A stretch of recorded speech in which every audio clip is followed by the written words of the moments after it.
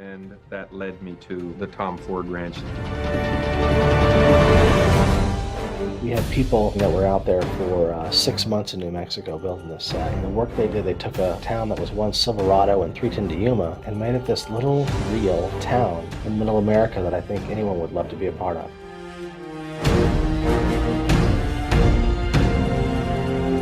This town, which as you can see is a western town, we are converting it into a present-day town, which is not totally atypical of a small New Mexican town. Will be the kind of modern evolution of an old town that perhaps started out looking like something like this one looks right now.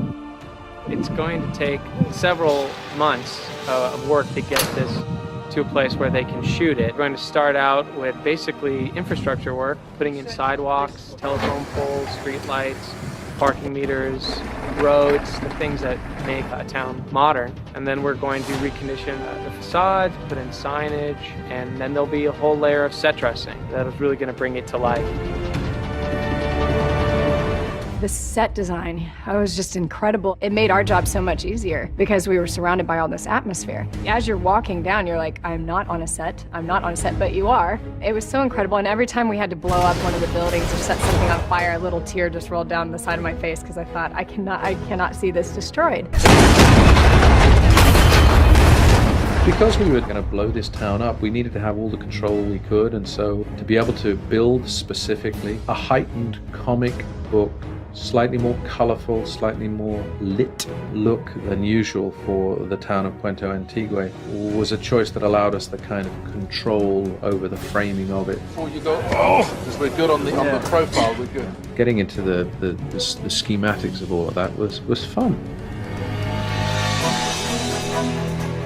I think one of the biggest excitements was actually seeing the warriors and Thor on Earth, because we'd shot Asgard, we know it works, and then you think, I think I know what it's going to look like, but how is it going to be when these guys start walking through a small town America?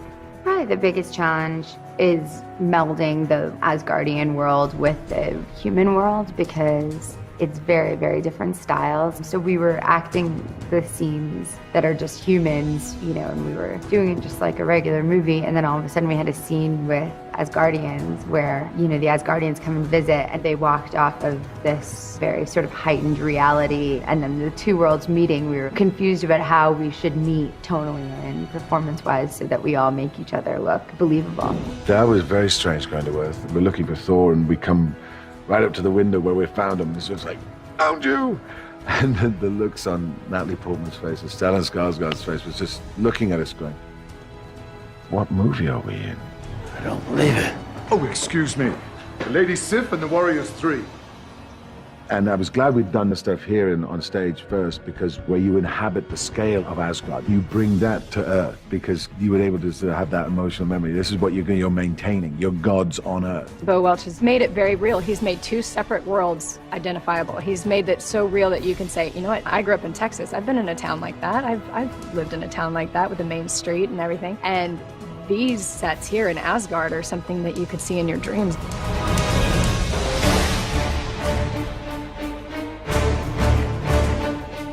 The film is constantly contrasting. It has a sort of beautiful element about it, from Asgard to Earth, and then from gods in these costumes to Earth people, you know, and human beings. And with the fight sequences, you know, you have big dramatic flying and stunts and magic and all sorts of things, and then hand-to-hand combat, you know, with a bunch of guys beating the hell out of each other. The environments that these characters live in just breathe truth and reality, and you're in the most fanciful and wild ends of the Marvel Universe, and yet they feel just as real as the room we're sitting in. And what we want to do is bring visuals to the screen that people haven't seen before. Never mind what they've seen in a Marvel movie before, but having not seen in a movie before. At the same time, giving it the Marvel aesthetic of wish fulfillment, of that relatable hero, of a journey of redemption. It's hard with a big action story to really hope that you could claim original or unique images, but I think that the fabric of Thor provides them, and I think that we've been brave enough to meet that challenge and visually to really enjoy the scale and the scope. That was exciting.